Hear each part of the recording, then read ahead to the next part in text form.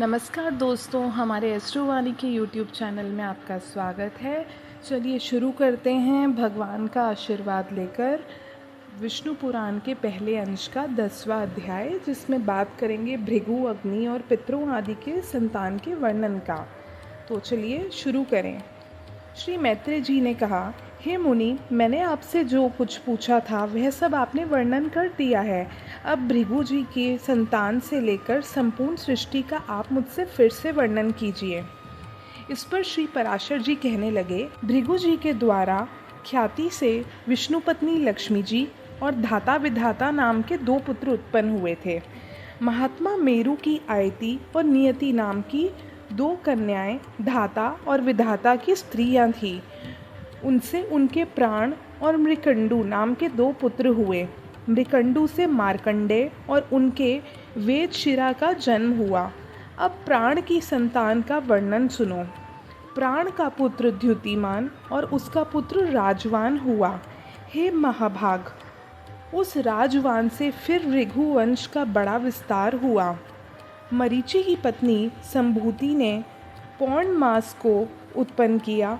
उस महात्मा के विरजा और पर्वत 2 पुत्र थे। हे द्विज, उनके वंश का वर्णन करते समय मैं उन दोनों की संतान का भी वर्णन करूँगा। अंगिरा की पत्नी स्मृति थी। उसकी सेना वाली कहू, राका और अनुमति नाम की कन्याएं हुईं। अत्रि की भार्या अनुसुईया ने चंद्रमा, दुर्वासा और योगी दत्तात्रेय इन निष्पाप पुत्रों को जन्म दिया। पुलसत्य की स्त्री प्रीति से दत्तोली का जन्म हुआ, जो अपने पूर्व जन्म में स्वयंभू मनवंतर में अगस्त्य कहा जाता है। प्रजापति पुलह की पत्नी क्षमा से कर्दम, उर्वरियान और सहिष्णु ये 3 पुत्र हुए। क्रतु की संतति नामक भार्या ने अंगूठे के पोरुओं के समान शरीर वाले तथा प्रखर सूर्य के समान तेजस्वी वाल खिल्यादि 60,000 उद्धृवरेता मुनियों को जन्म दिया। वशिष्ठ की ऊर्जा नामक स्त्री से रज, गोत्र, ऊर्ध्व बाहु, सवन, अनग, सुतपा और शुक्र ये 7 पुत्र हुए। ये निर्मल स्वभाव वाले समस्त मुनिगण सप्तऋषि कहलाते हैं।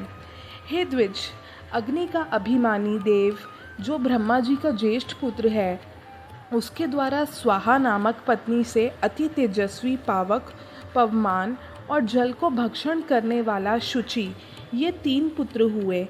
इन तीनों के 45 संतानें और हुईं। पिता अग्नि और उसके पुत्रों को मिलाकर ये सब अग्नि ही कहलाते हैं।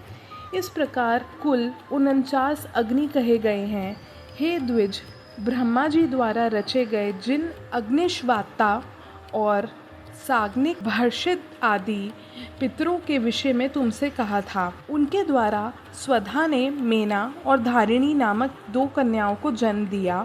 वे दोनों ही उत्तम ज्ञान से संपन्न और सभी गुणों से युक्त ब्रह्मवादिनी और योगिनी थी। इस प्रकार ये दक्ष कन्याओं की वंश परंपरा का वर्णन किया। जो कोई श्रद्धापूर्वक इसका स्मरण करता है वह निसंतान नहीं रहता। इस प्रकार श्री विष्णु पुराण के पहले अंश में 10वां अध्याय समाप्त होता है। अगले यानी 11वें अध्याय में हम ध्रुव का वन आगमन और मरीचि आदि ऋषियों से भेंट के बारे में आपको बताएंगे। धन्यवाद।